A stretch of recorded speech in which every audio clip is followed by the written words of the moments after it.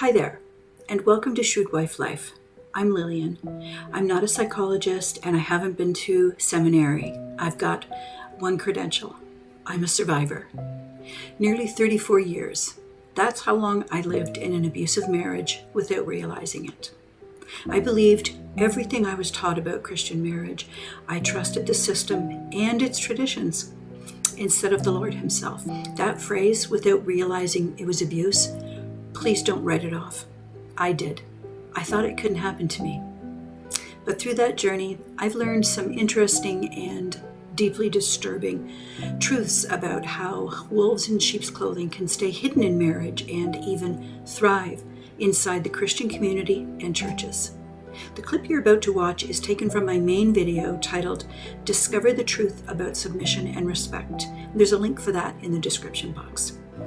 Another tradition of men that isn't truly biblical marriage teaching is what it means to cultivate a gentle and quiet spirit.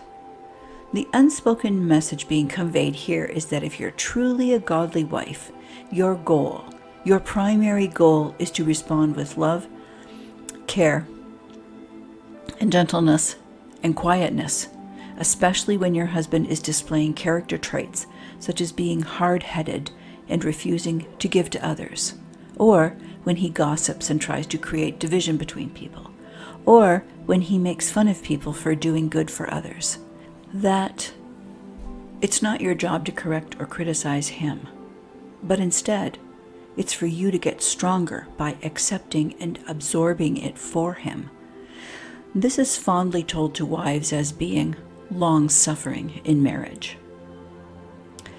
It's important to dig deeply into God's Word, His original words, in order to help understand the true meanings of these virtues, because the traditions of men have reshaped the interpretations over time. I want to break down these two words in a couple of different ways, starting with the misinterpretation of the Greek words and the inadequate and misleading choice of the English ones. First, the traditions of men have interpreted the Greek words pros, which is gentle, and hesios, which is quiet, to mean that it's all about how women talk, using the right inflection and tone and timing and cadence, and talking less rather than more, etc. These words are about a state of mind and the presence of discernment, not what comes out of the mouth.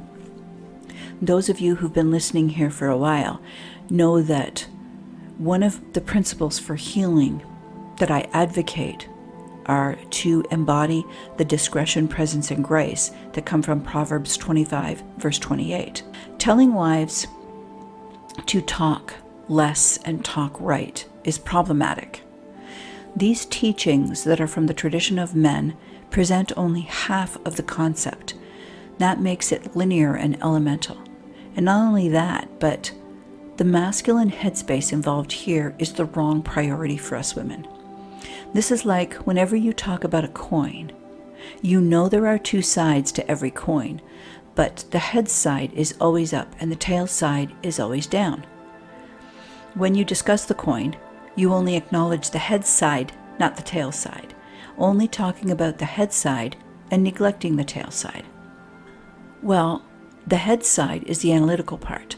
It's the least important part to women when it comes to marriage and relationships. For us, all the depth of our femininity is the side of the coin that's the unseen part. That's the part that's completely ignored because it doesn't get any exposure. It's problematic because females are complex creatures, not single-focused like men. Men start on the outside and work in. We start on the inside and work outwards. Peter knew this about women. What an excellent brother for us he is.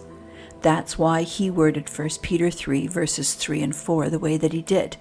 He's not saying don't do your hair or nails or makeup. He's not saying don't decorate your body with clothing and jewelry. That's your style. He's saying the priority is your heart, healed and whole the way God intends. Then all the attributes of the outer woman organically and effortlessly become congruent with the inner woman. When the teaching from the traditions of men makes having a quiet and gentle spirit sound like it's something you're supposed to do, like building muscles, then we women internalize that instruction to mean that if you dress modest, it will naturally change and heal your heart. The problem is that these two Greek words are adjectives that characterize a relationship with God. True gentleness and quietness are embodiments. They're results that manifest from an empowered, authentic femininity that possesses deliberate inner calmness and strength and control that are decisively fearless because they're rooted in trusting God, not in your appearance or how you relate to your husband. The second unspoken message is that women should act feminine rather than be feminine. Striving to act feminine removes a woman's power because it's done in the cognitive section of the mind. A woman's power is in her feminine region, the part that houses all her emotions and feelings. It's her heart. When she's up in her head analyzing how to increase the behaviors of gentleness and quietness, she can't access her true authentic power, which is her feelings and emotions. Being quieter or speaking softly, for instance, becomes an act if there's any kind of unresolved conflict in the marriage, or if a woman is in emotional pain from something her husband has done to her. This perspective leads to inauthenticity and the denial of reality. The brain experiences emotional pain and physical pain in the same receptors. So because we are so full of estrogen, we easily detect and abundantly experience negative emotions quicker and more often than men.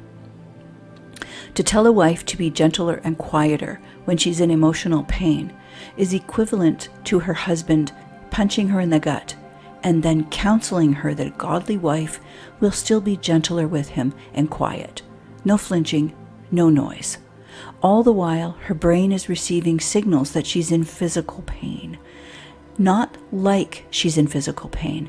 She actually is in physical pain because the brain doesn't differentiate. You have to deny the reality you're experiencing on the inside to act feminine on the outside. Cultivate is an English verb. It indicates active effort. It's a mistranslation to say cultivate a quiet and gentle spirit when praus and hesios are the internal results from the process of becoming. They're part of the sanctification journey through self-awareness of your feminine brokenheartedness. Without revealing where and how you need to heal, it's all just an act of religious piety that's worn like the right clothing. 1 Peter 3, verse 3. Authentic gentleness and quietness come from a healed and whole heart, not from adhering to a prescribed behavior. Next is whether to lean in or not. In the example of the circumstances that Abigail found herself in, when she went to King David to intervene on behalf of her household, you can't say that that was quiet and gentle. Not towards Nabal it wasn't. No, she was decisive with wisdom and courage. She leaned away from Nabal and towards King David. Well, future King David. Sarah's relationship with Abraham, her moments of strength and assertiveness, demonstrated her fearlessness. And that's why Peter tells us to examine her. Sarah leaned in towards Abraham. These examples show that being a woman of God is not always about being quiet and gentle in a fake, smarmy sense, but rather about having the discernment and strength and shrewdness to act appropriately in each situation, according to the man you're married to. Finally, you can't become the authentic individual woman God created you to be by merely mimicking what traditions tell you to do. He created his daughters to be everything that his masculine sons are not. That means in a one-flesh relationship, we've got to operate from our true feminine power if we want to honor God's design.